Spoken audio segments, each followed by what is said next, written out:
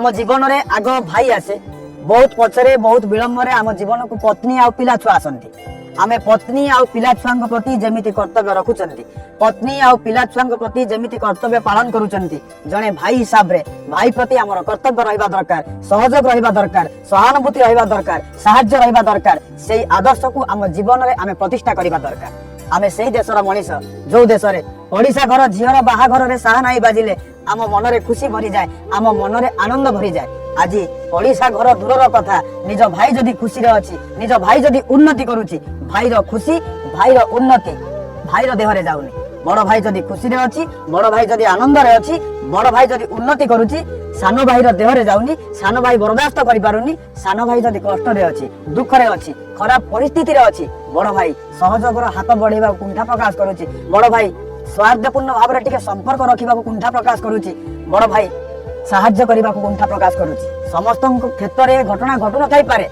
किंतु ए घटना आज बहुत घटुछि वसुधैव कुटुंबकम भावना भितर बंचुथिबा मनीष आमे आम आखि सामने रे आम घर अलग अलग हो जिबार दृश्य आमे देखुचंती आखि सामने रे आम घर खंड खंड हो जिबार दृश्य आमे देखुचंती आखि सामने रे भागवांटर दृश्य आमे देखुचंती गोटिए पखाळ कंसारे पिला दिने भात खाउथिबा भाई भाई बड़ हो गला परे घर मझिरे प्राचीर छिड़ा कर दउचंती बाप थाउ थाउ पुआ आज अलग हो जाउछि पिला दिने झगड़ा लागुथिला वाद विवाद लागुथिला कलिगोल लागुथिला साइड इफेक्ट किछि नथिला घंटे 2 घंटा भितर समाधान हो जाउथिला आज बड़ हो गला परे जदि झगड़ा लागुछि जदि वाद विवाद लागुछि जदि कलिगोल लागुछि जीवन तमाम कथाबार्ता बंद हो जाउछि जीवन तमाम जीवासीबा बंद हो जाउछि केते भलो होंता पुणी थरे जदि से पिला दिन फेरी आसंता भाई भाई भितर कलिगोल लागंता भाई भाई भितर वाद विवाद लागंता किंतु परमानेंट से वाद विवाद रहंतानी परमानेंट कथाबार्ता बंद होंतानी बहुत खुशी लागंता आज पुओ कथा को बापा मानिबा को बाध्य बापा कथा को पुओ मानिबो किछि ग्यारंटी नाही ए परिस्थिति आज सृष्टि होईछि पूर्वर स्थिति एया थिला कि जेते कष्ट आसु जेते झड़ झंझा आसु जेते विपद आसु जेते कठिन परिस्थिति आसु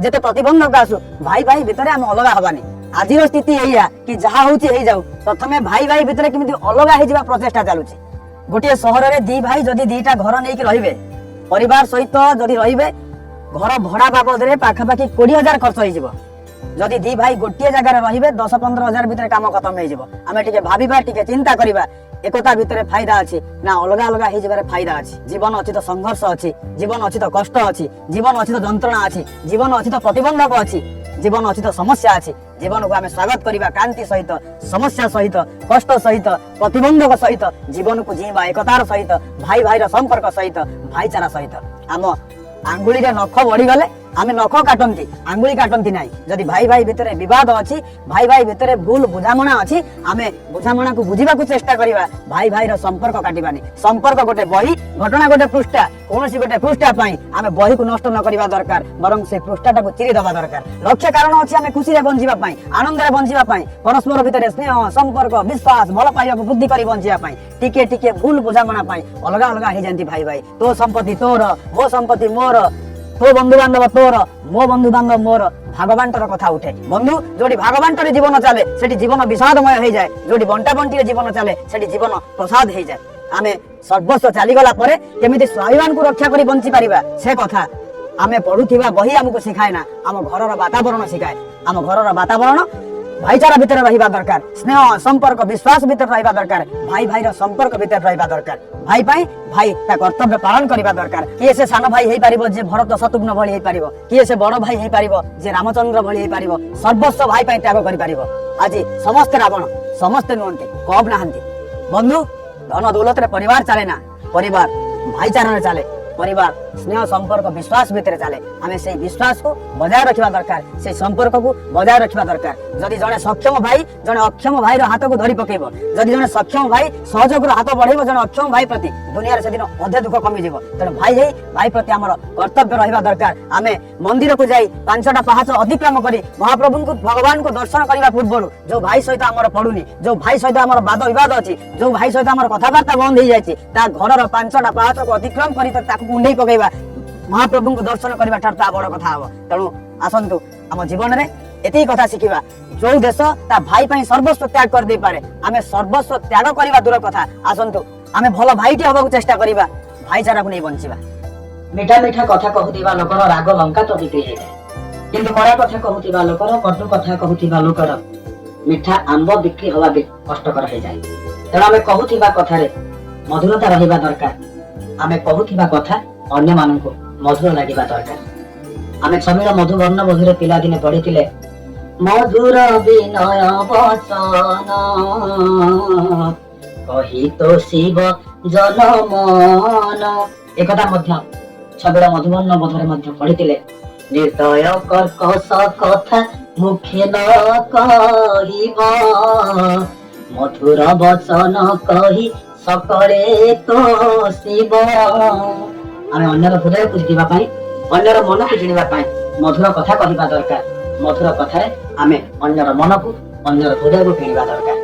ଆମେ ଏକା ଏକା ଥିଲା ବେଳେ ଆମ ଭାବନାକୁ ସମ୍ଭାଳିବା ଦରକାର, ଆମ ବିଚାରକୁ ସମ୍ଭାଳିବା ଦରକାର।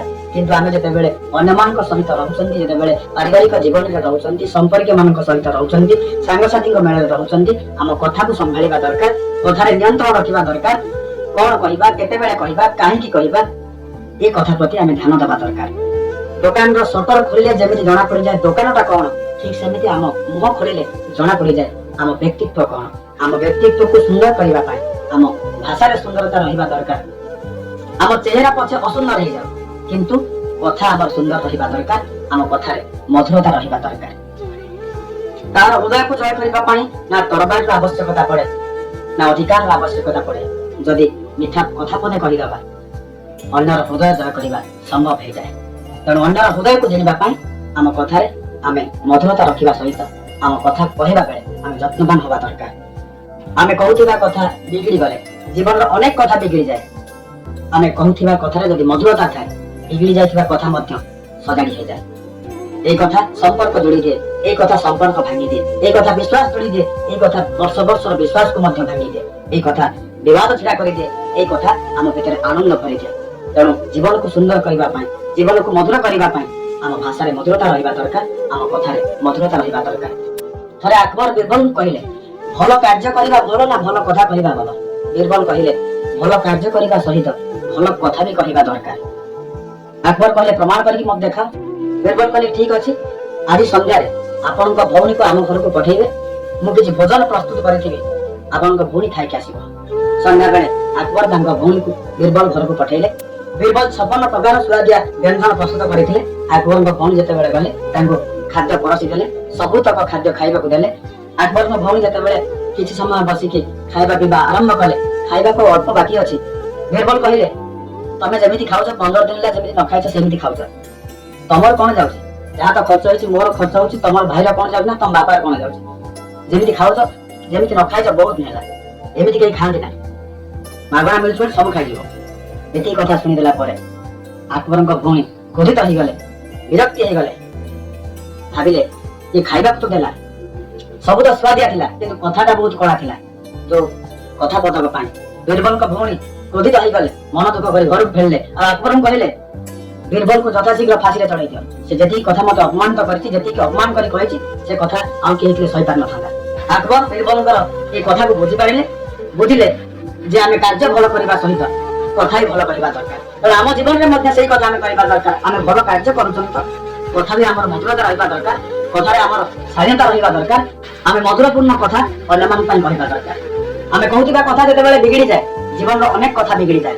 ଆମେ କହୁଥିବା କଥାରେ ଯେତେବେଳେ ମଧୁରତା ଭରିଯାଏ, ବିଗିଡି ଯାଇଥିବା କଥା ମଧ୍ୟ ସଜାଡି ହେଇଯାଏ। ତେଣୁ ଜୀବନକୁ ସଜାଡିବା ପାଇଁ, ଜୀବନକୁ ସୁନ୍ଦର କରିବା ପାଇଁ, ଜୀବନକୁ ଶୃଙ୍ଖଳିତ କରିବା ପାଇଁ ଆମ ଭାଷାରେ ନିୟନ୍ତ୍ରଣ ରଖିବା ଦରକାର। ଆମ ଭାଷାରେ ଆମେ ମଧୁରତା ଆଣିବା ଦରକାର।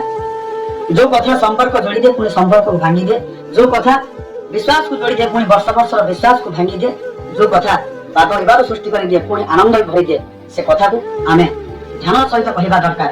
କଣ କହିବା, କେତେବେଳେ କହିବା, କାହିଁକି କହିବା, ଏ କଥା ପ୍ରତି ଆମେ ଧ୍ୟାନ ଦେବା ଦରକାର। ଜୀବନରେ ଭାଷା ଏମିତି ଏକ ଅଙ୍ଗ, ଯୋଉ ଅଙ୍ଗଟି ଦେଖାଯାଏ ନା ସତ, କିନ୍ତୁ ଆମେ କେମିତିକା ବ୍ୟକ୍ତିତ୍ୱ ଆମ ଭାଷାରୁ ହିଁ ଜଣା ପଡିଯାଏ, ଆମ କଥାରୁ ହିଁ ଜଣା ପଡିଯାଏ।